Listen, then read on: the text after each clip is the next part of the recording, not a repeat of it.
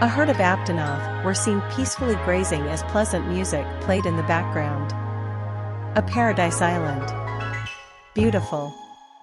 Tranquil. Breathtaking. A haven and a home for monsters large and small. An island never disturbed. Rage spoke serenely with an echo, before a pair of Kelby suddenly looked up as they sensed a disturbance. Until now. Rage added ominously as a flock of birds flew away to escape some unknown danger. Glinda smiled at this, along with the other animal lovers. "What a pleasant opening," she said. "Yeah. It's nice to see a monster not immediately jumping out right at our face this time." Emerald agreed. "And this island looks so peaceful and pretty. It's the kind of place I'd want to build a little cabin in and enjoy nature." Velvet said, enjoying the scenery with the other nature lovers, unaware of the three ice demons wincing more and more with each statement. However, that calm, peaceful atmosphere was quickly ruined by the Kelby looking up and the birds flying away. "You guys had to jinx it, didn't you?" Coco asked. To add to that increasingly imminent danger, the ground began to shake and another larger herd of Aptonov was bounding through the forest, fleeing for their lives. "Son, I think we might have to run." A deep, gruff voice came from the male Aptonov from the small family as he looked at the oncoming commotion. The young Aptonov followed his father's gaze to the commotion as well. "What is it, Papa?" the youngling questioned in a much higher voice as it observed the chaos. And like that, any dread they had was ruined by the monster voiceovers. "That's adorable and hilarious." Ruby giggled. "He always throws off the mood so much. And I love it." Young laughed. "What about when he makes an epic moment stupid or goofy?" Neo asked. "As long as it's the right kind of goofy. And this one definitely is." Jan told her. The chaos that was rapidly heading towards them, threatening to trample them. "Oh, shit!" The father Aptonov shouted as his son cried out in alarm, the two turning and fleeing for their lives. Suddenly, something burst out of the ground a small distance away from them, an absolutely gargantuan serpent with tusks rising from the ground with its mouth agape, three Aptonov helplessly floundering in the air, before falling into the beast's closing jaws. After this, everything went black. "It's feeding time," Rage declared menacingly with an echo to his voice. Many of them jumped clean out of their seat upon seeing the beast burst from the ground. "Holy crap!" The more excitable ones shouted. Did you guys see that? It ate those poor Aptonov like nothing." John screamed. "And it burrowed out of the ground like nothing." The amount of speed and force to launch its massive body that high into the air after pouring through what had to be dozens, if not hundreds of feet of ground is astronomical, Penny said in surprise and horror. And then, a sheer chill shot up their spines when Rage declared it feeding time. "Perhaps it could be nap time instead?" "That sounds much better," Pyrrha said worriedly. The massive serpent was then seen moving throughout the island, popping up and down like a dolphin, causing a volcano to erupt as it burrowed into the ground. Meet Laviente, a colossal island super predator. Arguably the single largest creature in all the monster world. He lay dormant for many, many years, until his hunger erupted as violently as the volcano his assault let loose. His urge to feed, to consume, to take in all life and convert it into essence of his own dwarfs, that of a Deviljo. He makes Nakarkos look like a Deviljo. He is endless. And he is unstoppable. Rage declared dramatically as all monsters, predator and prey alike, fled from the chaos and the fireballs of the volcano, the earth splitting and sending several Aptonov to their death, a Rathian-like flying wyvern being knocked out of the sky by an airborne lava rock. All while Laviente itself coiled around the erupting volcano, lifting its head into the sky and letting out a massive roar while dangerously close to the volcano's lava-spitting caldera. The group was shocked and quickly becoming more and more intimidated as they saw what the beast was capable of. Okay, I must be seeing things. I drank crow's alcohol or something. Tell me I'm not seeing a snake jumping in and out of the ground like a dolphin. Summer cried out incredulously. I hate to say it, short stack, but my drink hasn't been alcohol since before you got here. I'm kind of wishing it was right about now, though. Seeing that thing practically flying is a memory I'd happily drink away. Crow said in shock. It's so fast, despite its size. At least Dalamadur was ridiculously slow and needed that spire for support. Winter noted. And this is exactly what I was worried about with Dalamadur. Look at all the destruction it's causing by just moving around. And unlike Dalamadur, it's not staying in one place. Ironwood snapped. And that description of its hunger does nothing to calm the nerves. Weiss said fearfully. However, many of them had to admit they were impressed when the creature roared while coiled around a volcano. Did you guys see that? It's roaring right next to a volcano. It should be getting its face melted off, but it's hugging the volcano like its girlfriend. Nora cried out. Well, more like coiled around it. Rand corrected quietly. Heck yeah, I did. That was amazing. That snake is a total badass. Jan said. It's still scary, but really epic. Ruby admitted, Emerald and Coco nodding along with her. Gotta admit, that's one hell of a introduction. Crow said. Adam, Hazel, and Cinder all had smirks on their faces at this. Look at it, roaring next to an erupting volcano, as if showing its power is as great or greater than the volcano itself. Cinder said, completely enthralled by the beast. It's like it's showing that the volcano's power means nothing to it. Like it could dive in and be completely fine. Hazel said, equally impressed. Right now, it looks like the textbook image of power and might. I wouldn't mind seeing just how mighty it really is. Adam declared, the thrill seekers all nodding in agreement. You guys are nuts. That thing's terrifying. John and Velvet cried out together. A calm and peaceful beach in front of a lush jungle was shown with congas roaming the beach. This then, Laviente is quite a special encounter and quite a special creature. Not an elder dragon, not a snake wyvern, in fact, he is simply unclassified. What this relic of ancient times could possibly be truly is still a mystery to the guild. He resides on Solitude Island, though in truth, it was a series of islands, and he lay dormant beneath it. See, a creature of this size, the volume of food it would need to survive is astronomical. To get around this, well, it simply hibernates deeply for hundreds upon hundreds of years, until eventually, the call of its stomach is deafening. Until its hunger is violent.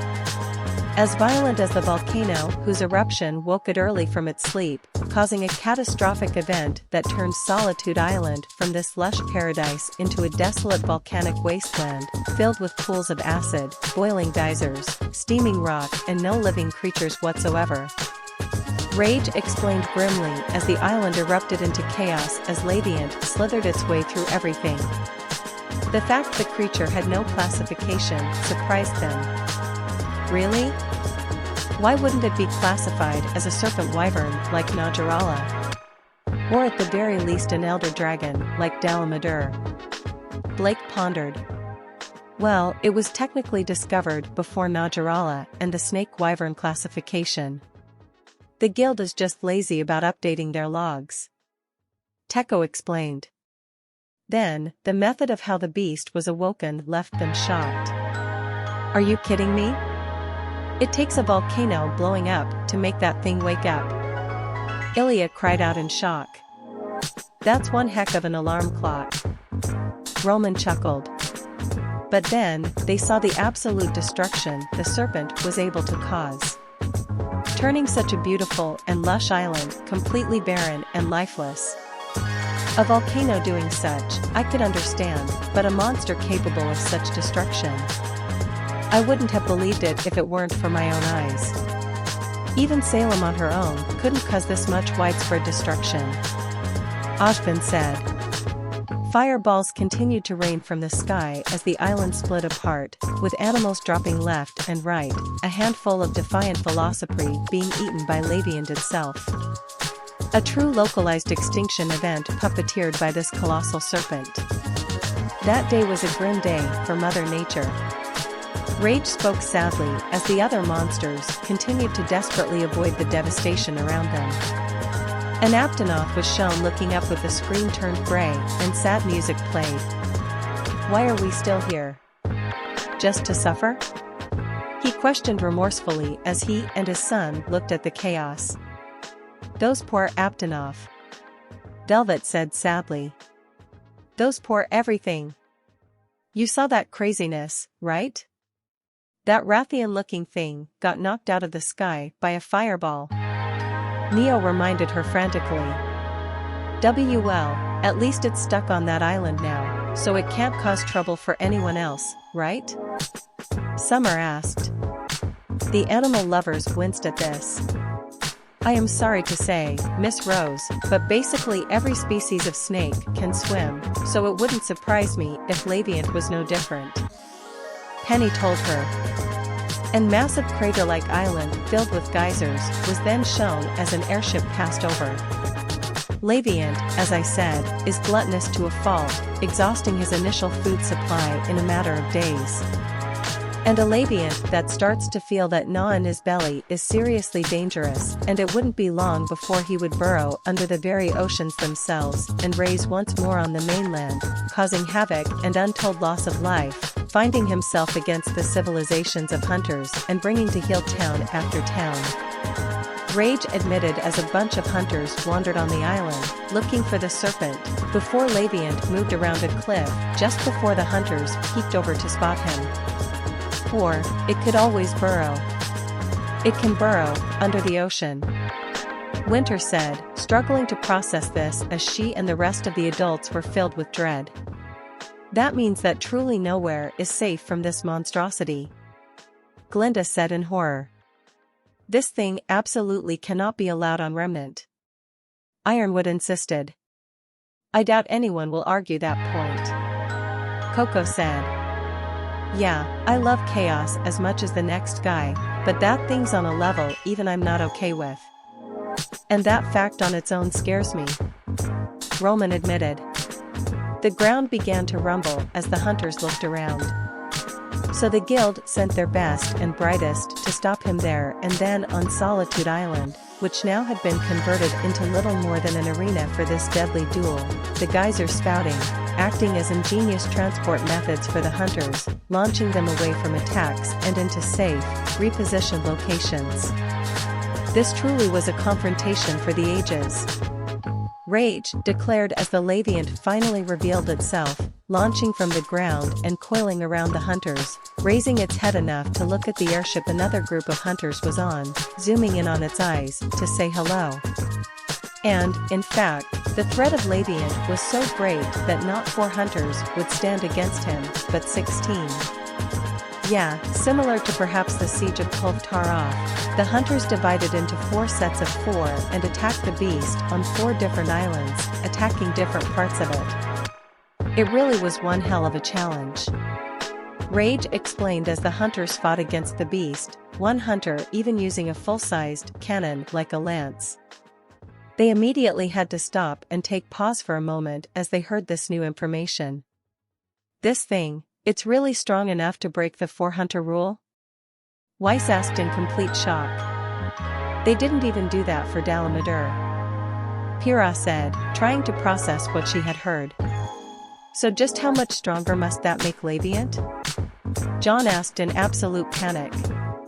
Okay, I'll just say it now, so I don't have to mop up any messes. Laviente isn't coming to Remnant. Katana assured them, significantly calming them down. Then, the group witnessed the absurdity/epicness that was the main hunter's weapon of choice. Is that guy using a cannon as a lance? That is so amazing. Ruby cried out. Well, if nothing else, these hunters are certainly creative. Ashvin said, admittedly intrigued. I'm surprised he's able to lift such a thing with just one hand. Ren said, rather impressed by the hunter's strength. That is so awesome. You can jab and explode things at the same time. Nora cried out. I'm not so sure about that. There's clearly no sharp edge, so stabbing would be useless. It has to be using some kind of close-quarters explosion with each thrust. I'm wondering if we could make dust weapons that are primed to explode upon touch. Ironwood pondered. The hunters continued to face off against the beast as their arena was noticeably getting smaller, filled with water more and more. The fight against Laviente is truly awe-inspiring. His roar, due to sheer scale, could be heard for miles around, and even high-grade earplugs are nothing in its presence. Agony strikes all who hear it, bones vibrating and immobilization is all that you face until it dims. Rage warned as the Laviente was shown roaring at the group, likely about to try and devour them. And, of course, the Faunus were terrified at the thought of its roar. Oh, gods! No! Ilya cried out, holding her ears. Blake and Velvet were also covering their animal ears as well. If it's agony for regular humans, it would probably be absolute torture for any Faunus with enhanced hearing, if it didn't outright kill them. Blake added nervously. And just imagine your bones vibrating so much you can't move. That's got to be terrifying. And insanely painful. Velvet added, snuggling close to Coco. The fight against the monster kept going into the dark hours of the night. It truly is one monstrous serpent, and serpent is perhaps right, Laviente discovered before Najarala, and that whole class of wyvern, it could very well be where it sits. In any case, it will smash down with its great tusked face, it will cause avalanches of rock, it will release a paralytic cloud all down its body. It can mimic Teostra with explosive fields of powder that ignite and burn to a crisp all caught within, fireballs of such all-inspiring destructive power that, again, Teostra is like dash rage listed the abilities of the beast as the hunters tried to withstand its onslaught. Suddenly, Teostra was shown in all his glory. Damn! The Emperor of Flame declared, clearly impressed by the display of fireballs before him. This did lighten the mood a bit. Okay, it's still freaky to hear this thing can match or outdo the Emperor of Flames, but at the same time, it's hilarious to hear a dragon just start cursing. Emerald giggled. Especially one that's considered royalty. It'd be like hearing one of the Shnees curse. Neo laughed as well. Of course, they're too prim and proper for that. Right, girls? Neo taunted the snow-colored sisters. The both huffed at this. We're not dignifying that with a response. Winter told her. Still, to think that it has all this firepower on top of its physical strength. It really does almost seem unbeatable. Cinder admitted, before smirking. But that only makes me want to try more. She said, the other thrill-seekers nodding eagerly. The fight continued as Laviente caused air pressure from the geysers to be released through the ground. It burrows into the ground and causes even more erratic volcanic activity as great geysers erupt in fire pillars all around. Well, it really is just unprecedented. It rains as 450 meters long, 10 more than Dalamadur, though if the Rotten Vale skeletons are to accurately predict Dalamadur's potential, Dalamadur still is king, but in terms of what hunters have actually fought, by just a smidge, Laviente takes the crown. It is also, well, chunky. He is roughly the entire width the entire way down and paints one imposing figure. Eventually though, after tireless efforts, endless fighting across the days and nights, one hell of a war for the history books against one hell of a monster, Laviente was brought to heel. Rage declared as the beast finally reeled in pain, roaring to the skies as its body went limp and its head lowered and collapsed against the ground, going still now and forevermore. They were all amazed at this knowledge. It really is longer than Dala. That's insane. Summer said in shock. Unless, of course, it turns out to be true that Dalamadur can reach 7 miles long. Which once again, puts Laviente in perspective. The only creature that might be larger is the one that grows to be multiple miles. Ashbin reminded. Well, at least they finally managed to bring it down. It's all over now. Weiss said in relief. Suddenly, everything began to go dark after Laviente finally perished. But that is not the end to this story. Rage declared ominously, with a haunting echo accompanying his. Many of them felt their hearts sink when they heard there was still more to go. No. There's no way, it can't be. Weiss said, she and many others dreading how much worse it will get. Are you really surprised? Pretty much every monster has some kind of variant or alternate species. And I can't wait to see what this one can do. Adam said, the rest of the thrill seekers nodding in agreement. After what the first one did, how much worse can it possibly get? Hazel said. Well. Do you guys get athlete's tongue a lot? Because you sure love sticking your feet in your mouths. Rosara told them. The scene was slowly brightening back up as a hunter was shown facing another Laviente, but it was too dark to make anything out. For just like De Viljo, if a Laviente goes too long without food, it does not starve, at least not straight away, but metamorphosize into something altogether more violent. Rage finally declared as the familiar hunter with the cannon lance faced off with a Laviente, but this one possessed gray and black scales instead of the vibrant orangish red, and an image showed the new form of the beast in all its glory with new colors. The hunter desperately swung his cannon to hit the beast as it barely acknowledged him. Oh, yes, meet violent Laviente. Technically still unclassed, the great crag wyvern this time would be a variant. A hungry. An agonizingly hungry. A terribly, painfully, all-consumingly hungry variant. Their scales turn almost gray, their bellies white, the pigment drained, nutrients lacking. They become a desperate vessel for sustenance, lashing out, aggressive beyond compare. They end up as little more than mindless forces of sheer destruction, an even more alarming threat by far than normal Laviente. Rage went on as they avoided the beast's attack. True to Rosara's words, the thrill seekers were decently intimidated by the beast. Oh okay, that's a bit crazy, but I bet we could still totally take it. Right, guys? Young asked, the thrill seekers all nodding and making small noises of agreement, but ones that could barely be heard. Ironwood looked to be on the verge of a breakdown. Normal Laviente was already absurdly aggressive. It completely decimated the population of a massive island full of life. How could anything surpass that, except for Fatali's complete hatred of all life? He questioned.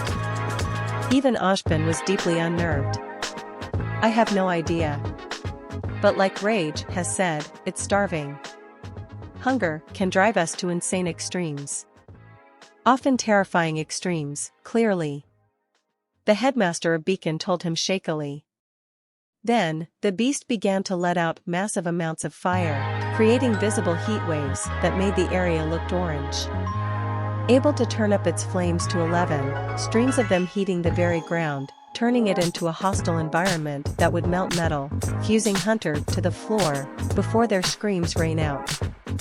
The smoke churned up by this burn obscuring vision, filling lungs, the acrid smoke like acid across the body of any who would inhale it. It will then try and get the hunters themselves into its mouth, vacuum them in to satiate that ever so present hunger. Rocks rain down, molten rocks, too, whirlwinds of death, and this is just the start. For when pushed and pushed, this desperate Laviente has its final stand and it will unleash everything it has against the hunters. It is faster, it is more powerful, and it will have its next meal, unless, of course, you kill it. Which is fantastic, yay, yippee, all well and good. But careful. 'Cause Laviente has yet to go berserk. Rage declared as the beast showed off the aforementioned attacks, before roaring and retreating. Many shuddered at this. I don't want to get inhaled. I don't want to get eaten. John said, hugging his knees to his chest. Why would it even bother? I know it's starving, but a hunter would surely be nothing more than a potato chip to Laviente. It wouldn't be worth the energy to try eating them. It should just leave us alone. It shouldn't try to eat us. Pyrrha tried to rationalize what she was seeing, only to somehow panic herself more to be in a state similar to John. I know elder dragons have been stated as forces of nature, but this one really feels like an actual force of nature. Something that cannot be stopped or reasoned with. Penny said, holding Weiss. And then they noticed the emphasis Rage was putting on berserk. No. Please tell me there isn't another form. I don't think I can take that. Summer said, holding her daughters close, as if the serpent would poke its head through the screen and try to eat them. The hunters were then shown emerging from a cave to locate their quarry. Yes, there is one more, the berserk Laviente. This is his ultimate form, he is peak. A Laviente that has just awoken naturally, not early by the volcano's tremors like the first one discovered, but a true Laviente in true cycle. This has all the fury of the violence hunger urging it on, pushing it past its limits, but while retaining the fully charged energy and essence of a satiated Laviente, as it's only just woken up from its long hibernation. It is the best of both worlds, full power with none of the drawbacks. And, well, yes. It very, very much shows it off. Rage declared as an even darker Laviente burst from the ground below the hunters, coiling as it had done many times before, but now lava burst forth from the ground with each move as the hunters struggled to attack while avoiding the molten rock. Oh, come on. How is it possible for these creatures to keep getting more insanely powerful? It's too much. There has to be a limit somewhere. Weiss cried out. Best of both worlds for the handbag, maybe. For everything else, that's hell on earth. Crow said, unnerved. How can it not have any drawbacks, though? That just seems impossible. Everything has a weakness. And all abilities have some consequence to them. Nothing is perfect. Blake said. Yeah, hate to burst your bubble, Blake, but this thing might just be the exception. Emerald told her. A new hunter with a pair of tunfas managed to leap over the lava and began striking at the beast. They are capable of taking on and consuming essentially every other living creature. And these tend to want to stay deeper underground, it's where they rest, it's where they recuperate, it's where they make their nests. And, indeed, it does find itself in the depths of the Solitude Island, a massive cavern that it calls home and the place of one hell of a battle. Lava cascading down, the jagged rock formations making a grim centerpiece to this spectacle, it really is one daunting battleground. Rage admitted as the hunters desperately dodged fireballs and lava raining from the sky. It's almost reminding me of the Grim Lands. Hazel admitted. It wouldn't surprise me if Salem thought it would be a cozy place to move into. Cinder agreed. So, even her old minions are saying stuff like this about her, that just proves Salem is bonkers, right? Young asked. Ooh, I think it looks epic. It's the perfect secret base for someone who wants to destroy or conquer the world. Nora declared, everyone scooting away from her. A full image of this new version of the beast was shown. And this serpent once more has a new hue, moss growing upon it from its long, deep slumber gives it highlights of green-yellow, teal in its membranes, connecting each jagged scale, the eyes glowing a deep, deep sky blue, all adorned by jet black plating leading to segmented curved horns. This truly is one hell of a sight to see. It will be master of its domain, causing earthquakes and rocks to rain down and shake the ground. It knows full well that it can agitate the very earth and cause the geysers to erupt, sending hunters skyward, and they will never land again, for it will scoop them out the air with ease, swallowing them whole for an instant kill, no matter what.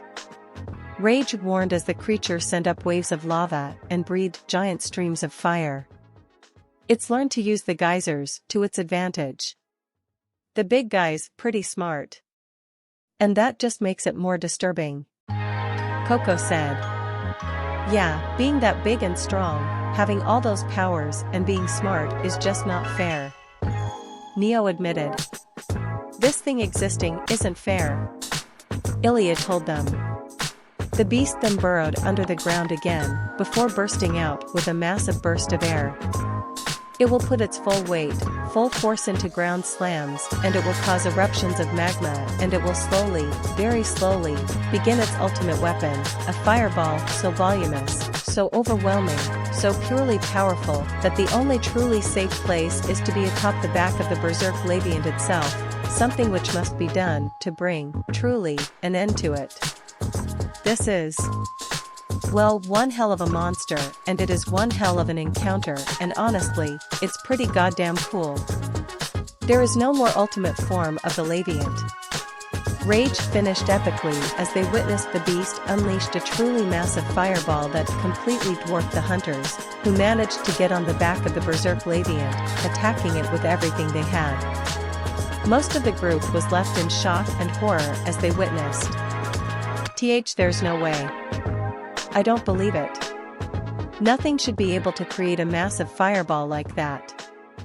Pyrrha said in horror. I hate to admit it, Miss Nikos. But we're all seeing it right in front of us. Glinda told her. Penny. How powerful does that fireball have to be that size? Weiss asked. I have no idea how to even begin to calculate that.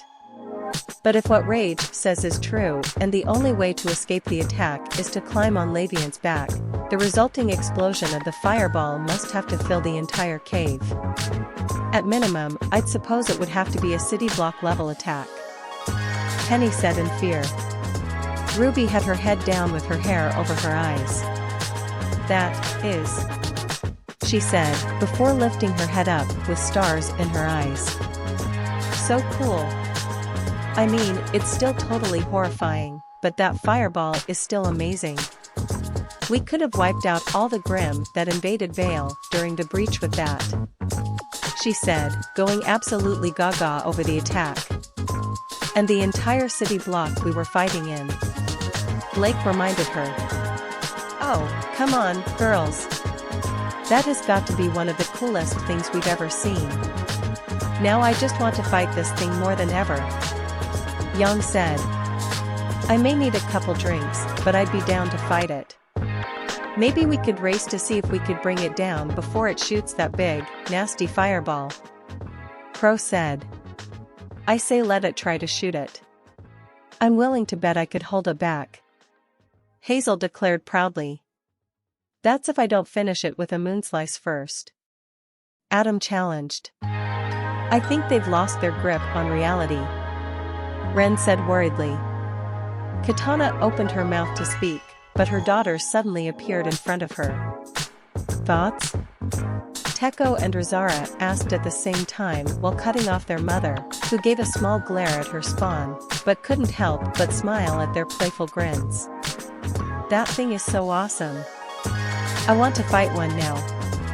I have to fight one now. I need to fight one. Now. And make it a berserk one. Nora declared. Heck yeah, sister. I can totally take any heat that snake dishes out. And if he tries to take a bite out of me, he's getting a knuckle sandwich. Yang cheered. I'm curious how we stack up compared to your hunters. If we can bring it down, we're worth 16 of your hunters, right? Hazel questioned. I think it depends on your numbers. If you could solo one, sure. But it sounds like you thrill seekers would be going at it as a group, so no. Teko said uncertainly. Still, I'd like to see how we'd handle it. It'd definitely be some nice bragging rights. Adam said with a smirk. If nothing else, it's like Rage said, it'd be one hell of a time. Crow added with a grin. You're all insane. Weiss cried out. I completely agree. I wouldn't be comfortable sending any less than a dozen platoons with an entire arsenal of weapons to barrage it with. No way, I'd leave it to just a handful of huntsmen and huntresses. Quite literally, it's just too big for a handful of people. Ironwood added with a nod. Please tell me the next one isn't nearly as crazy? Summer pleaded.